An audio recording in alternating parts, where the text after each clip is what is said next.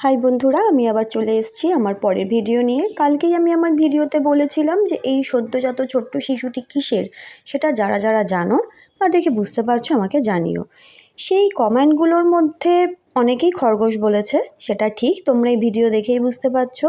সেই বাচ্চাটা এখন তার মায়ের সাথে আছে, সেই মায়ের কাছে নিজে থেকে খাচ্ছে। যদিও খরগোশ তার বাচ্চাকে নিজে থেকে খেতে দেয় না, ব্রেস্টফিড করতে দেয় না, সেটা আমি জানতাম না।